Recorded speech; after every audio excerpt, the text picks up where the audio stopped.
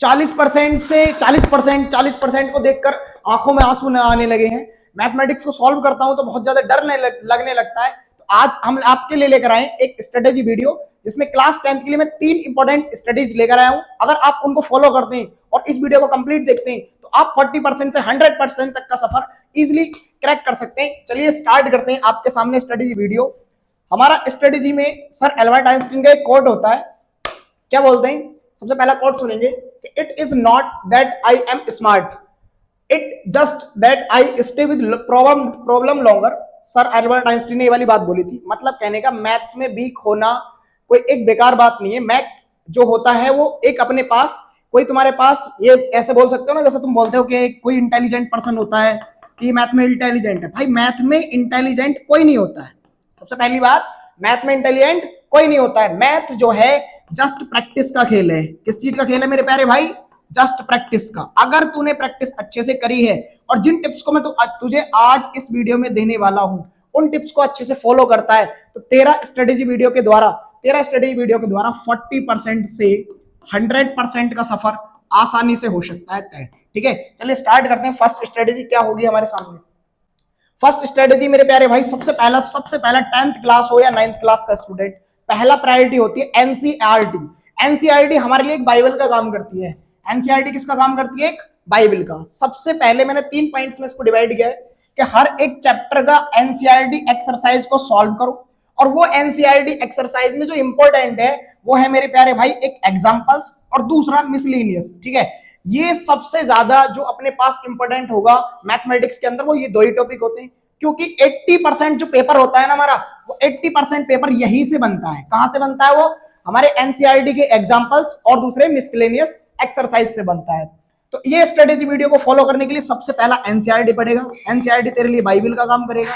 NCERT के बाद तू एग्जाम्पलर सॉल्व करेगा। देन एग्जाम्पलर से अगले, जब एग्जाम्पलर से आगे जाएगा तब तू आरएस वगैरह को सॉल्व कर सकता है, आरएस या आरडी, वरना रिक्वायरमेंट नहीं लगेगी। प्रीवियस ईयर के 5 ईयर के क्वेश्चंस को सॉल्व कर लेना, वही तेरे लिए सफिशिएंट हो जाएगा। ठीक है, वही तेरे के लिए क्या हो जाएगा? सफिशिएंट। चलते हैं नेक्स्ट स्टडी पॉइंट पर। हमारे पास नेक्स्ट स्टडी पॉइंट जो है फॉर्मूला बुक बनाओ। अब फॉर्मूला बुक भाई मैं तेरे को सजेशन दूंगा, 2 टाइप के फॉर्मूले बनाने चाहिए। अब 2 टाइप फॉर्मूला क्या क्या होते हैं अपने पास? फर्स्ट टाइप फॉर्मूला होगा एक अपने पास सारे चैप्टर्स के इंपोर्टेंट फॉर्मूलाज एक पेज पे अलग बनाओ, सिर्फ सारे इंपोर्टेंट फॉर्मूलाज। ठीक है, अब जिन फॉर्मूलों को तू भूल सकता है ज्यादा से ज्यादा, तेरे को रिकॉल करने में टाइम लगता है, दिक्कत आती है, तो उसके लिए क्या बनाएगा? एक्सटेंशन फॉर्मूला सीट बनाएगा। क्या बनाएगा? Extension formula seat. और एक्सटेंशन फॉर्मूला सीट देखिए सबसे ज्यादा काम के लिए होती है। अगर तू इसे ना भी बनाएगा ना और सबके लिए तूने ये फॉर्मूला सीट बनाई, इस फॉर्मूला सीट में तेरे को करना क्या है?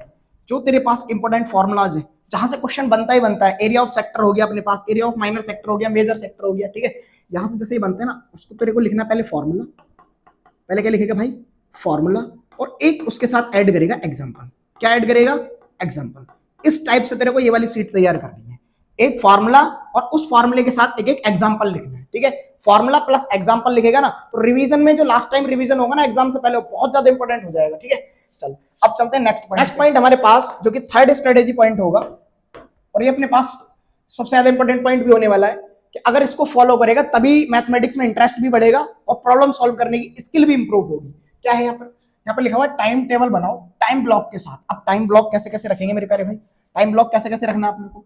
30 मिनट डेली कॉन्सेप्ट रिवाइड करो, मतलब कॉन्सेप्ट को पढ़ो अच्छे से। देखो एक बात हो रही है, जितने भी टॉपर का आप इंटरव्यू सुनोगे ना 10th क्लास का, हर टॉपर का पहले यही स्टेटमेंट होता है कि एनसीईआरटी का जो कॉन्सेप्ट है, जो थ्योरी है, उसको अच्छे से रीड करना चाहिए।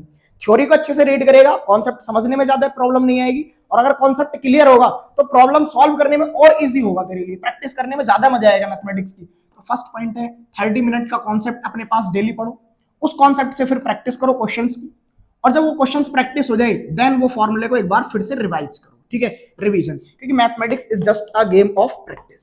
किसका गेम है मेरे प्यारे भाई? प्रैक्टिस का गेम है। मैथमेटिक्स में अगर अच्छा स्कोर करना है तो सिर्फ practice practice practice and again practice सबसे ज्यादा इंपॉर्टेंट होता है। तेरे को प्रैक्टिस जो ना, एक तेरी क्लास का जो इंटेलिजेंट स्टूडेंट होगा, जो 9th क्लास में तेरे से ज्यादा परसेंटेज लेकर आया होगा ना, और उसके अंदर गुमान होगा कि मैं 10th क्लास में 95, 97, 98 इवन 100% भी ला सकता हूं, तो उसको भी तू आराम से क्या कर सकता है? पीछे छोड़ सकता है, अगर तूने ये कंसिस्टेंसी बनाई रखी। क्योंकि मैथमेटिक्स क्या मांगता है भाई?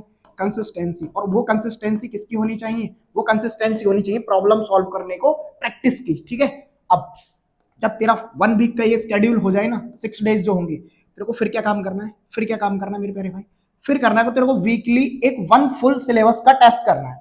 1 फुल सिलेबस टेस्ट में तो क्या काम करेगा? एक 3 आवर का टेस्ट लेगा ये लेकिन तब फॉलो करना है। फुल सिलेबस टेस्ट जो होगा, इसका मतलब अभी फिलहाल वो है जो चैप्टर तूने पढ़ा है उस चैप्टर का कंप्लीट टेस्ट है। लेकिन जब एग्जाम से पहले की बात करेगा, जब तेरा सिलेबस कंप्लीट हो जाएगा मैथमेटिक्स का, तो तेरे को क्या करना है? प्रीवियस ईयर का कोई भी एक क्वेश्चन पेपर पकड़ना है, और क्वेश्चन पेपर पकड़ने के बाद जिस टाइम तेरा पेपर होता है ना, संडे के दिन बैठना है, क्योंकि संडे के दिन तेरी कोई क्लास नहीं होगी। संडे के दिन कोई क्लास नहीं होगी। संडे का वो टाइम रखना है जिस स्लॉट में तेरा पेपर होता है ना सीबीएसई बोर्ड का, उस वही स्लॉट टाइम तेरे को रखना है, और उस स्लॉट में तेरे को बैठना है 3 आवर्स के अंदर पेपर को सॉल्व करने के लिए।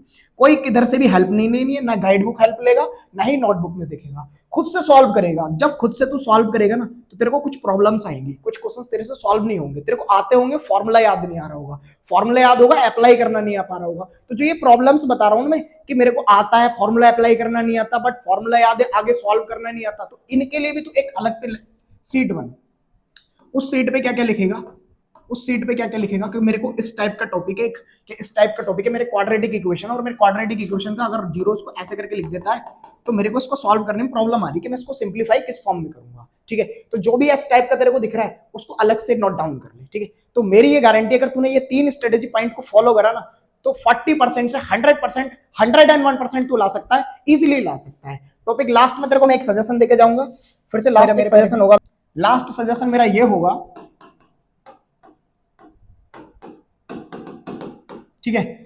लास्ट सजेशन ये होगा कि तू इंस्टाग्राम रील्स ना देख के, जो डिस्ट्रैक्शंस करती हैं, अगर तेरे को इंस्टाग्राम रील्स ना देख के सोशल मीडिया पे अगर थोड़ा बहुत टाइम देना है, तो उसके लिए तू क्या करेगा? शॉर्ट्स वीडियो देखेगा यूट्यूब पर। और शॉर्ट्स वीडियो में क्या देखेगा? बस शॉर्ट कॉन्सेप्ट देखना है। जैसे मैं अपने चैनल पर शॉर्ट वीडियो का कॉन्सेप्ट बनाता हूं, ठीक है।